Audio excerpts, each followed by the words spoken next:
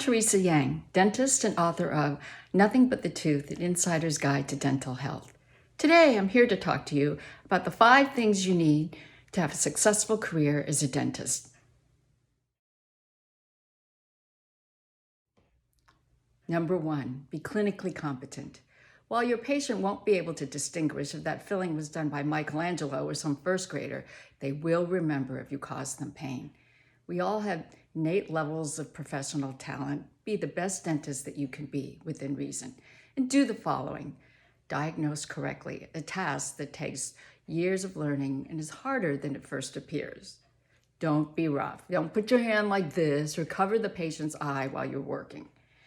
And give the most painless injection possible. Utilize all the techniques you learned in dental school. Whatever you do, don't work on the patient until they are completely numb. I realize you have schedules and need to stay on time, but that is an absolute no-no. And lastly, work as quickly as possible while maintaining high standards. No patient wants to be in the chair for 3 hours for a root canal.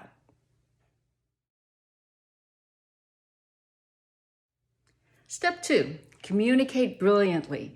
You may be the most gifted dentist in the world, but if you can't communicate effectively with your patients or staff, you won't achieve the level of success you deserve. Human beings are complex creatures and communication is multifaceted, including verbal, nonverbal, everything in between. Learn from experts, read books, attend courses, practice communicating like you would a new procedure. Some basics. Remember the patient's name and use it often. Don't assume that everybody wants to be addressed by their first names. Look at the patient when you speak to them. Get to their level. If they're seated, you sit down. If it's a child, kneel down to the kid's level. Listen, don't interrupt. Instead of using medical jargon, speak in plain English. I've written a whole book explaining dentistry in easy to understand language. If a conflict arises, don't ignore it. Playing ostrich will make the situation worse. Reach out to your patient. Step 3, lifelong learning. I've heard it said that doctors retain the information they learn in school the best and use it throughout their careers, even if that advice has been shown to be erroneous. New research data, techniques, technology, products get introduced all the time, and it's incumbent upon a good dentist to keep up and learn new things and to evaluate the material critically. Plus, lifelong learning is a great way to stave off career burnout. Non-dental training is essential as well.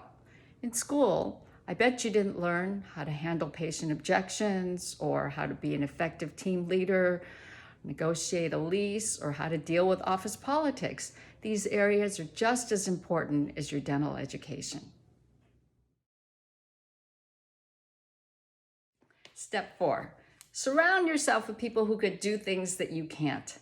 If you're like the typical dentist, you may have zero interest in the business side of your practice, like generating revenue, controlling expenses, dealing with regulations, or employee issues.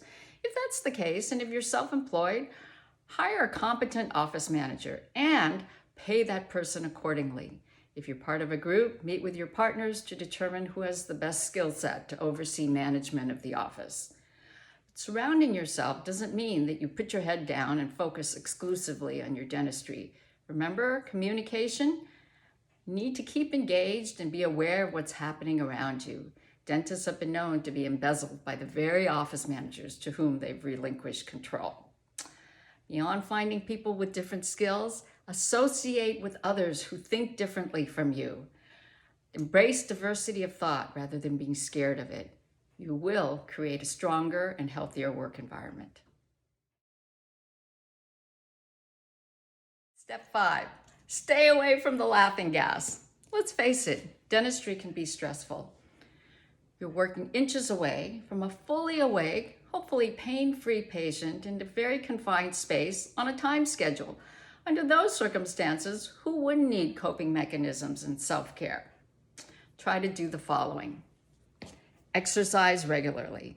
Get plenty of sleep. Maintain healthy relationships with your loved ones. And by the way, don't get romantically involved with your patients or staff. Enough said about that. Avoid drugs and the nitrous oxide that's present in some dental offices. Use alcohol judiciously. And lastly, Take a vacation from time to time.